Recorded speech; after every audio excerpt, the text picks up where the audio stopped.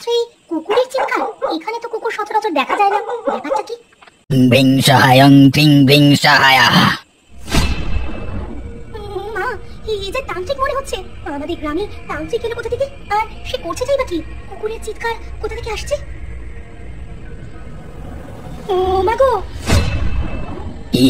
আমাকে দেখি তো পূজা বলে মনে হচ্ছে। এটি সব দেখে ফেলো নাকি?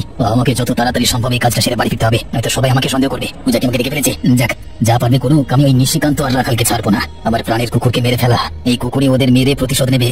আর মাত্র কিছুক্ষণের অপেক্ষা, তারপরে এই কুকুরের মধ্যে আমার প্রিয় ভলুর প্রাণ প্রতিষ্ঠা করবো।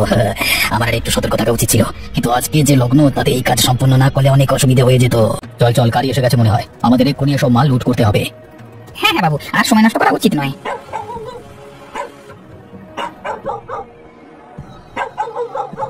এই মরেছে, এই কুকুর এলো থেকে? এটা নিশ্চয়ই ওই বিক্রমের কালো কুকুরটা। কার কালো কুকুর কার সাদা কুকুর তা জেনে আমার কাজ নেই। এই কুকুর যদি এরকম চিৎকার করতে থাকে, তাহলে কিন্তু আমাদের মালগুলা লোড করা যাবে না। সর্বনাশ, আমাদের এখনই পালাতে হয় নিশিকান্ত দা।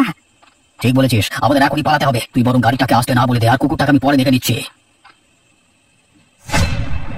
এই তোরা সব বিক্রমকে ধরে রাখ, আজকে তার কুকুরকে শেষ করে তবে আমি যাবো। আপনি এটা করতে পারেন না, এটা অন্যায়।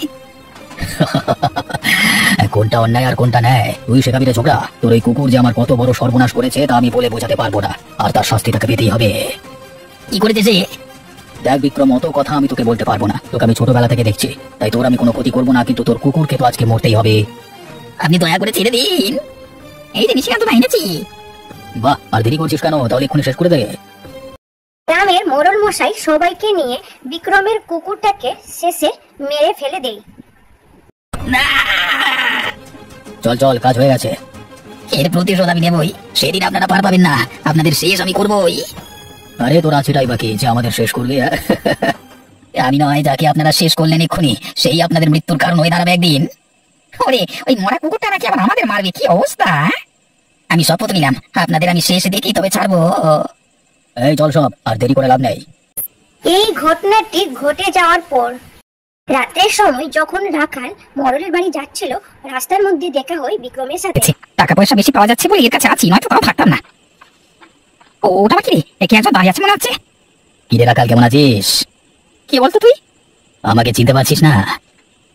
বিক্রম, তুই এখানে কোথায় গেলি? তুই তো গ্রাম থেকে পালিয়ে গেছিলিস। হ্যাঁ, আমি পালিয়ে গেছিলাম, কিন্তু আমার যে কাজ বাকি থেকে গেছে এখানে, সেটাই শেষ করতে এসেছি। তোর আবার কি কাজ? তোর এই কুকুরটাকে তো একদম জমির দক্ষিণ পর দেখিয়ে দিয়েছিলাম। হ্যাঁ, এবার নাই তো তোকেই দেখিয়ে দেবো। রাস্তাটা ছাড়। রাস্তা ছাড়বো বলে তো আটকাইনি রে। বন্ধুটা দে বিক্রম, বন্ধুটা দে। বাঁচা বিক্রম, বাঁচা, আমাকে বাঁচা। অন্যদের মারলে কেমন লাগে তা একটু অনুভব কর। আমাকে বাঁচা রে, আমাকে বাঁচা। এবার কেমন লাগছে? বলেছিলাম না প্রতিশোধ নেবো, আমি সেটাই নিচ্ছি।